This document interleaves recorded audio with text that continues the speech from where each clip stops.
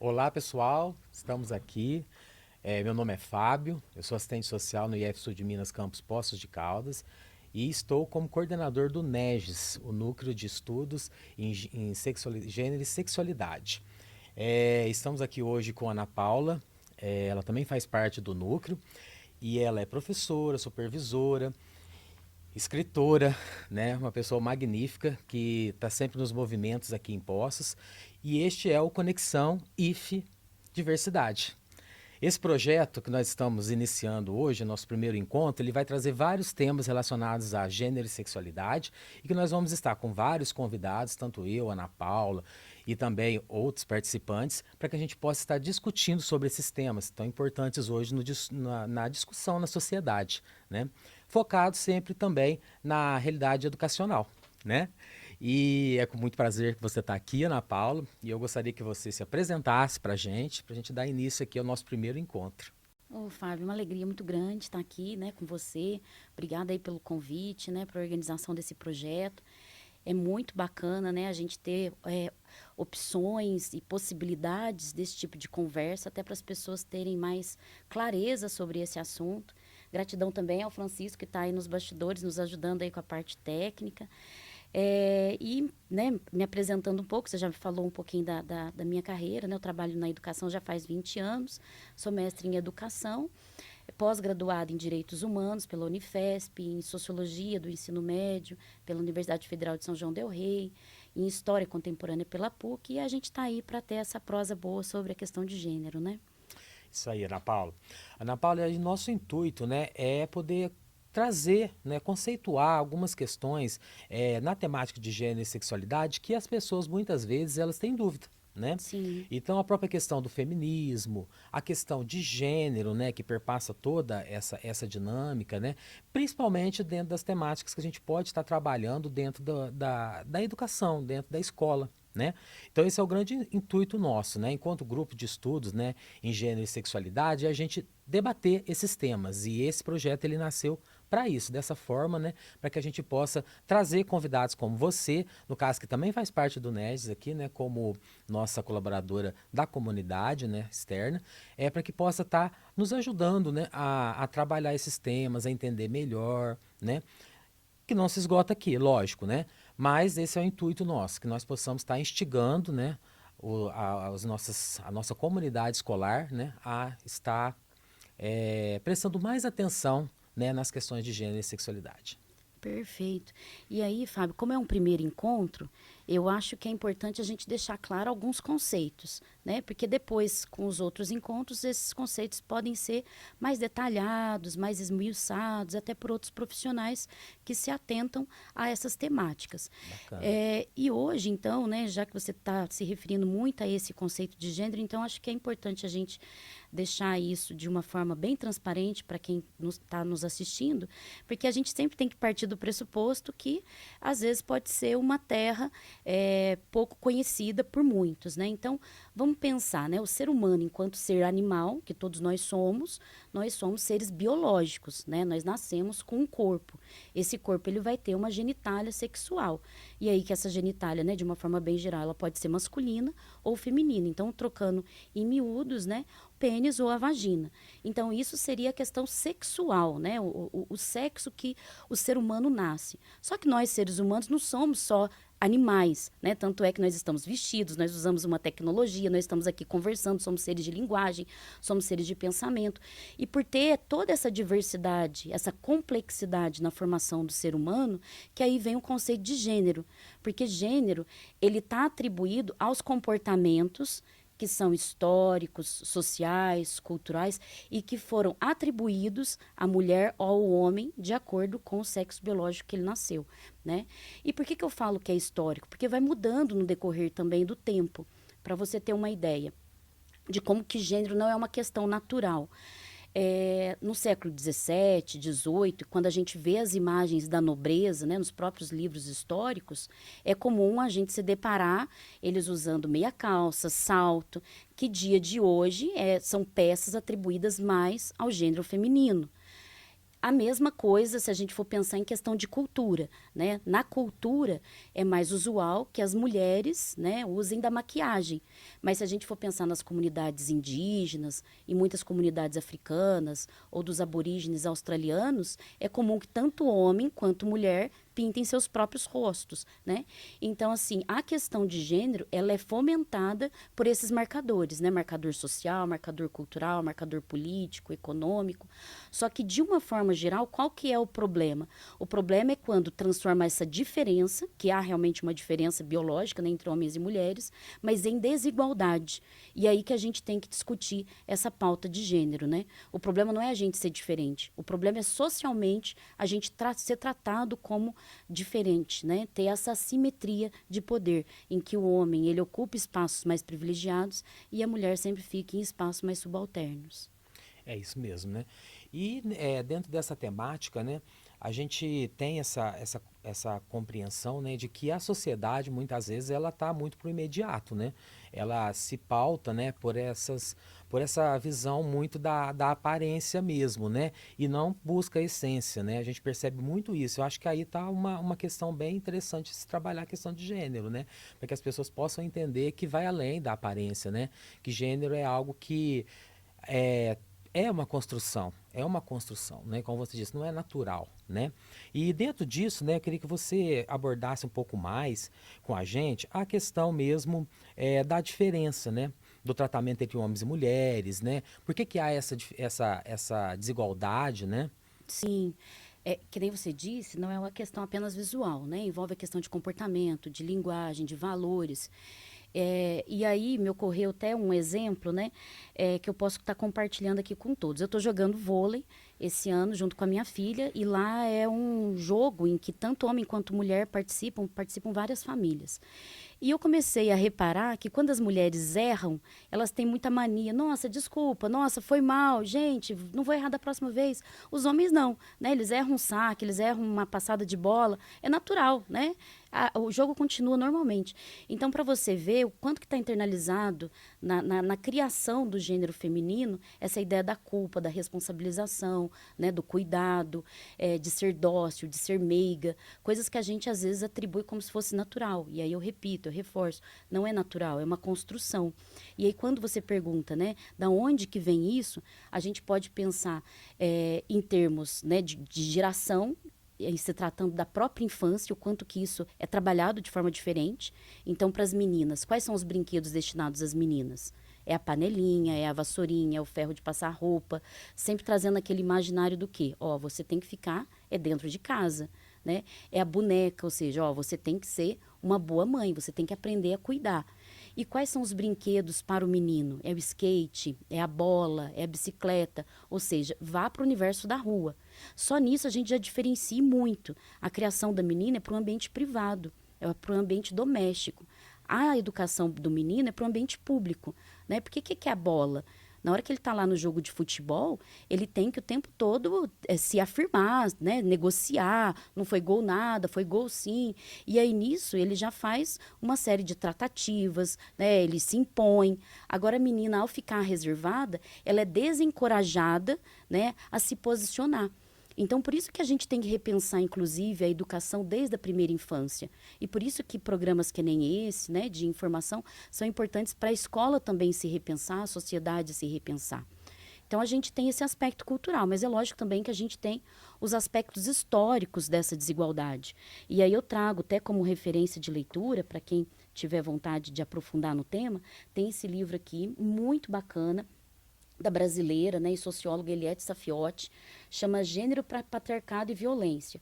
E a Eliette, o que ela mostra? Né? Que, embora o patriarcado seja milenar, nem sempre ele existiu. Então, se nem sempre ele existiu, a gente pode sim mudar essas condições, né, de assimetria, de desigualdade entre homens e mulheres. E uma das hipóteses, né, para haver esse patriarcado de forma secular, né, há vários e vários anos, é quando houve a descoberta da agricultura. E aí o ser humano ele passou a ser mais sedentário, né, na sua história da humanidade. Para você organizar essa terra, plantar, semear, colher, você precisa de mão de obra. E aí qual que é a ideia? Se eu preciso de mão de obra, eu preciso de outros seres humanos. Quem que faz essa produção de outros seres humanos? A mulher. Né? E aí o homem, se ficar só nessa divisão do trabalho, a mulher fica em casa, então, cuidando dos filhos, o homem, então, vai para a agricultura. Não tem problema de ter divisão do trabalho. O problema é quando essa mulher, ela é colocada como se fosse propriedade desse homem. E é onde o corpo dela é controlado, onde a sexualidade dela é controlada, os interesses dela são controlados, como se ela fosse um objeto e esse homem um sujeito aí da história. Certo. E aí a gente percebe, né, essa questão mesmo da histórica, né, que perpassa as nossas sociedades, né? E em questão da diferença, né? Quando você fala do feminino, né? Quando você traz a questão do feminino, é, pensando nas outras expressões de gênero, né? Como que você faz essa relação entre a questão do feminino, né? E as outras expressões de gênero que a gente tem, né? A questão LGBTQIA+, né? De toda essa, e até o mais, né? Que eu acho que é o mais importante tá aí, que é aí que tá a diferença, né? O mais é algo que transpassa, né? A gente não sabe o que pode ter aqui, né? De expressão de gênero, né? Nós somos humanos, como você falou, nós somos seres inventivos, criativos, né? E nós criamos a nossa própria história, né? Então, essa questão do gênero feminino, no que ele perpassa nessas outras expressões de gênero? É interessante você perguntar isso, ô Fábio, porque quando a gente pensa na questão da mulher, a gente não pode pensar também só na mulher cis, né? Mas também na mulher trans, Tá. né? Então, o que seria essa questão de gênero e a questão do ser feminino? Porque embora a mulher cis, ela tenha, né, se constituído com a genitália feminina e a mulher trans, no seu nascimento não, né, houve ali uma identificação com o gênero feminino, embora haja essa diferença, no aspecto social, são mulheres que sofrem com o preconceito de gênero, né? E o que esse preconceito ele envolve? Ele envolve o rebaixamento salarial, ele envolve a questão da feminização da pobreza, há esse termo usualmente colocado dentro da sociologia, justamente porque na hora que se faz um raio-x da pobreza, né, a população que se coloca em situação de mais vulnerabilidade é a população negra e também a mulher. Há a questão da violência contra a mulher, há a questão da exploração, de dominação. E aí é lógico, fazendo um recorte ainda maior, em se tratando da mulher trans, ela acaba sendo mais alvo ainda. Né? Porque nós, enquanto país, nós temos o lastimável dado de estarmos em 5º lugar do mundo em feminicídio, mas também nós temos o lastimável dado de ser um país que mais mata a população LGBT. Né? Então, o tanto que é importante, de novo, a gente ter esse tipo de conversa. E aí a gente pode, né, ir para um outro assunto, que é, inclusive, o preconceito que se tem, né, de se tratar desses assuntos nos ambientes escolares, por muitos grupos, que aí eles levantam a bandeira, sou contra a ideologia de gênero. Mas o que é ideologia de gênero? Né? Esse conceito ele começou numa bula papal, quando houve uma discordância das feministas que vinham tendo várias conquistas, principalmente ali desde a década de 60, e aí isso não era bem visto pela própria Igreja Católica nesse controle dos corpos femininos, né? E aí depois esse termo, né, ideologia de gênero, ele vingou principalmente para afirmar que os pais, né, as famílias seriam contrários ao posicionamento dentro da escola sobre essa temática. Como se a escola estivesse interferindo na sexualidade dos alunos, como se a escola estivesse incentivando os alunos a mudar de identidade sexual ou de orientação sexual, né? Sendo que, na verdade, por lei, o que a escola tem que fazer é o respeito, o apreço aos direitos humanos, à diversidade, à pluralidade, e justamente para a gente diminuir esses altos índices de violência que a nossa sociedade brasileira tem. É interessante você entrar nesse aspecto, né? Que é a questão da sexualidade na escola, né? É, como você trouxe essa questão da ideologia de gênero, né? Que é muito colocada por um segmento da sociedade, né? Academicamente a gente trabalha as identidades de gênero, né? Perfeito. E nós trabalhamos identidade de gênero e acho que é importante, né? A gente frisar isso, né? Que nós temos sim nos debruçamos teoricamente, né, cientificamente, né, sobre esse tema, né, nós estudamos, né, pesquisamos, né, sobre isso na academia, na escola, e isso também é colocado, isso a gente precisa trabalhar, né, como você colocou muito bem, a existência dessas identidades de gênero com a nossa população em geral. E a escola, como um instrumento, né, formador da sociedade, né, formador de cidadãos, ela não pode deixar isso escapar. Né? Isso não pode escapar das nossas. Do nosso vislumbre, né, enquanto formação de cidadãos que respeitam, né, que não apenas toleram, né, mas que respeitam, né? Então, acho que é importante a gente trazer essa questão também, né, da identidade. E você, como uma estudiosa do tema, né, acho que você Perfeito. trazer um pouquinho disso para a gente também sobre a identidade, o que é a identidade de gênero de forma acadêmica, né? Acho que seria bem bacana. A identidade de gênero é como a pessoa se reconhece. Então, tem a ver tanto com o seu corpo, o reconhecimento do seu corpo, quanto também com seus desejos sexuais. Então, nesse sentido, né, em se tratando dos desejos, a pessoa pode ser bissexual, a pessoa pode ser heterossexual, a pessoa pode ser homossexual. Então, tem a ver pode ser pansexual, né? Tem a ver de como que ela entende o seu desejo em relação ao outro.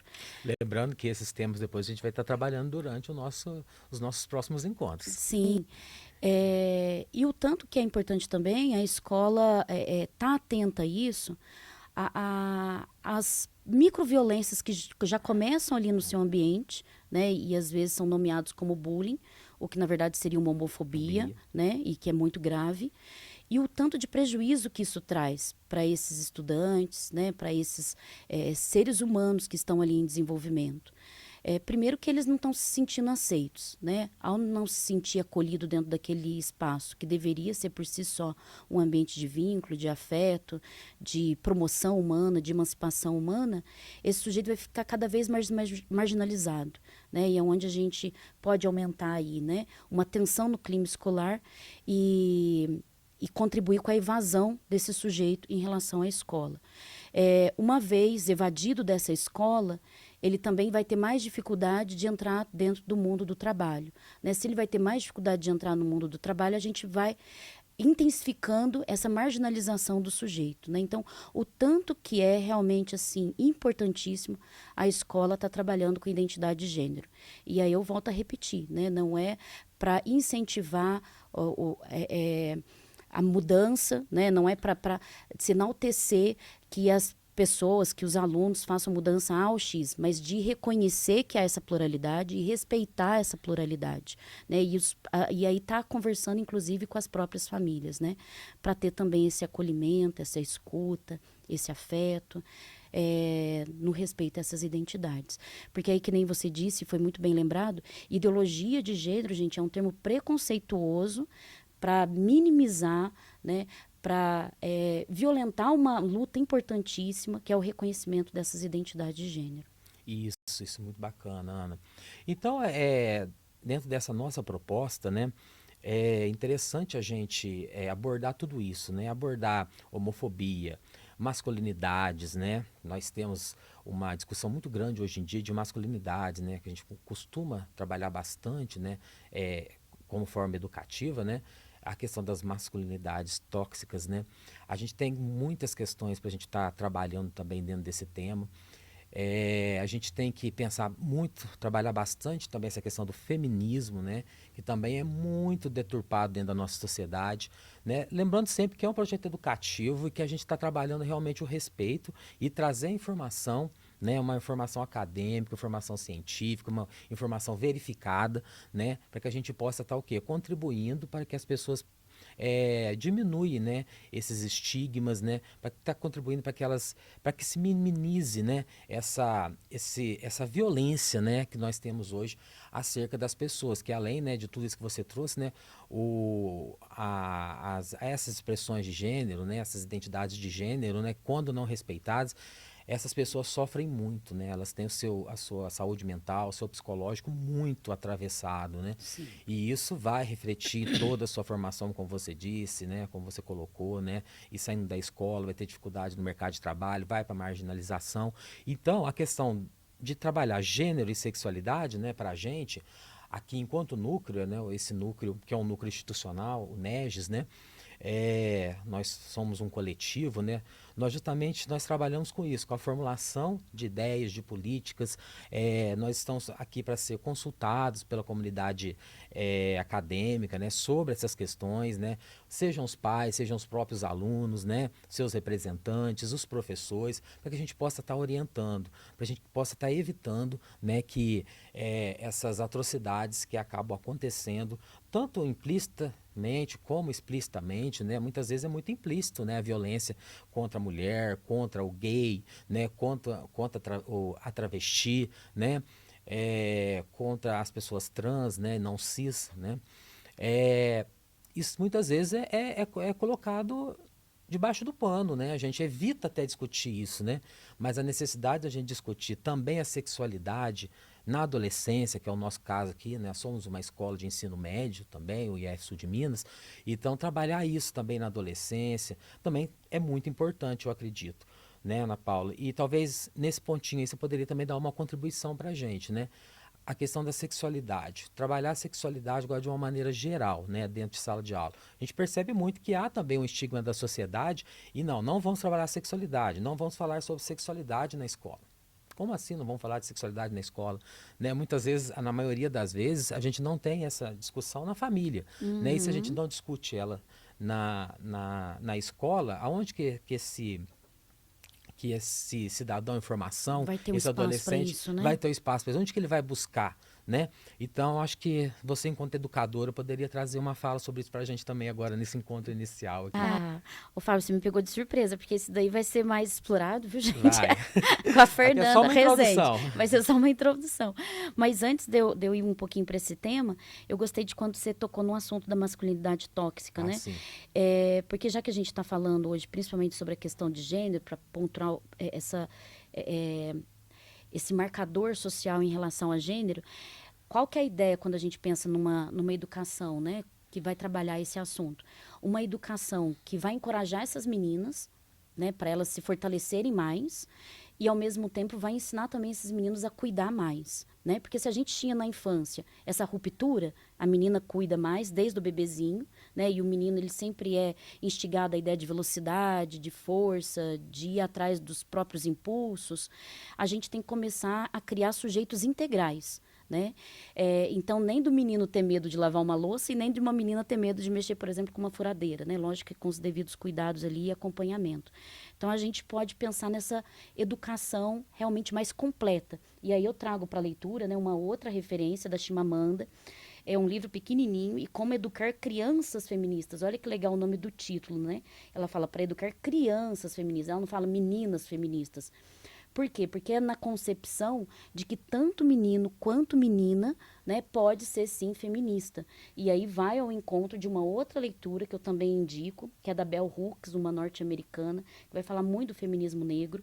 E aí o título do livro é O Feminismo é para todo mundo. Ou seja, ela não fala o feminismo é para mulheres, o feminismo é para todo mundo. Justamente por causa disso que você falou, né? Às vezes o conceito do feminismo, ele é muito deturpado. E aí vem carregado com uma série de preconceitos, de estigmas, como se mulher feminista, né, fosse uma mulher com um estereótipo e de forma bem pejorativa. E por que há essa criação de imagem? A gente vê que esses memes, eles não surgem de hoje. Que sempre que se quer rebaixar, humilhar, fazer um ultraje em relação a determinados grupos sociais, eles enaltecem, eles superdimensionam uma parte, né, da fisionomia dessas pessoas para justamente deixar essas pessoas rebaixadas, né? Então já fizeram isso com os judeus, já fizeram isso com os negros, associando esses ciganos, né? Associando, por exemplo, esses grupos a ratos, a baratas, ou seja, se eles são tratados como animais, eu posso pisotear, eu posso matar, né? Eu posso exterminar. E a mesma coisa é feita em relação às feministas aí no mundo da internet. E por que fazem isso? Justamente para quebrar, né? Para você fragilizar o movimento. Então, a mulher que às vezes não entende o que é feminismo, ela vai falar, nossa, não vou querer ser feminista, não. A feminista é colocada como uma mulher feia, uma mulher, né, desleixada, uma mulher descuidada, uma mulher autoritária. Então, não quero me ver como uma feminista. Então, vamos pontuar. O que de fato é feminismo ao ponto da Chimamanda falar que a gente tem que criar crianças feministas e o Bell Hooks falar que o feminismo tem que ser para todo mundo. Diferente do machismo, que pressupõe essa assimetria, essa desigualdade entre homens e mulheres, o feminismo não é o contrário. E muita gente pontua como se o feminismo fosse a mulher mandando no homem. Não é isso. O feminismo é uma igualdade de oportunidade entre homens e mulheres. E por isso que seria para todo mundo. Justamente para a gente construir uma sociedade mais fraterna, uma sociedade com mais solidariedade.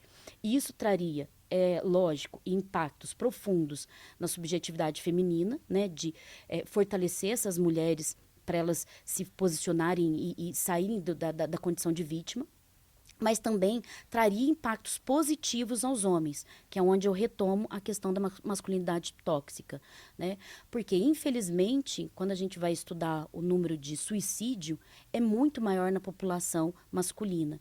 Reflexo também dessa cisão, né, na educação, em que coloca que homem não pode chorar, homem não pode ser vulnerável, homem não pode falar dos sentimentos, homem não pode procurar ajuda, né? Se ele estiver chorando, fraqueza, né? Então, assim, como que é importante justamente a gente, de novo, tratar essa educação de uma maneira mais completa. E aí, quando você fala, né, dessa sexualidade na escola, a escola não pode se isentar desse papel. O quanto que o crescimento do número de pessoas com HIV entre a juventude cresceu nos últimos anos, né? Então, a gente tinha lá na década de 90, quando foi elaborado o PCN sobre orientação sexual, foi importantíssimo. Foi um marco, né, dentro das legislações. Justamente por causa disso que você disse. Às vezes, na família, ele não tem essa orientação. Aí, se na escola também não tiver, como é que vai ser? Né? Então, até pensando em política pública dentro da saúde. A própria questão também da gravidez na adolescência também, né? Perfeito, Que é bem, sim. é uma questão social, né? Não dá pra gente Sim. fugir dela, né? Nós estamos imersos, né? Sim, e quanto mais a escola alerta sobre isso, conversa, orienta, né, dá os encaminhamentos pautados na própria ciência, então não é vozes da cabeça do professor, né, houve um estudo, e esse professor ser reconhecido como tal, uma autoridade do saber, aquele que realmente estudou, que leu, né, então não visões de acordo com seus valores de mundo, mas de acordo com o que está previsto na própria legislação. O quanto que isso pode contribuir, né, para essas meninas terem um controle dessa natalidade, depois que tiverem a sua vida mais organizada, o fato das próprias ISTs, né, a gente conseguir fazer ali um controle disso, e outras questões também, o próprio abuso sexual. Muitos casos de abuso sexual, eles só são identificados porque são relatados ou são percebidos na escola. Né? Porque na família é onde geralmente teve esse abuso sexual. Então, se a escola ela fechar os olhos para isso, o quanto de coisa que ela não vai estar contribuindo com a própria sociedade e na própria formação desse indivíduo, né? Justamente, acho que é esse ponto mesmo, né? Tanta questão do gênero, né? Que perpassa tudo o que nós vamos estar trabalhando nesse projeto, né? Todos os nossos encontros, né? Como esse trabalho em relação à sexualidade, principalmente com adolescentes, né? Que é o nosso foco aqui, é, assim, primordial para que a gente possa estar contribuindo, né? Para uma sociedade mais igualitária, uma sociedade que respeite a diferença, né? A nossa grande palavra aqui é a diferença, né, gente? Eu acho que o que nos torna autênticos é a nossa diferença, né? Então, o que nos difere um do outro, né, é que nos torna autênticos. E isso é primordial que seja trabalhado dentro da escola, que o professor tenha esse apoio, né? Que as famílias sejam esclarecidas acerca disso, né? Desse trabalho, que é um trabalho sério, né? Um trabalho que visa realmente, né, simplesmente, né, trazer, né, a realidade, né, para esses alunos, né, a realidade da vida, né, que nós estamos inseridos, e nada mais além disso, né, não é nada que vá produzir sujeitos que não são eles mesmos, né? Sim. Então, Ana Paula, eu acho que por hoje, né, essa conversa nossa já foi bem produtiva, né? Nós conseguimos aqui, acredito que dar uma introduzida no que é o Conexão IF Diversidade, né?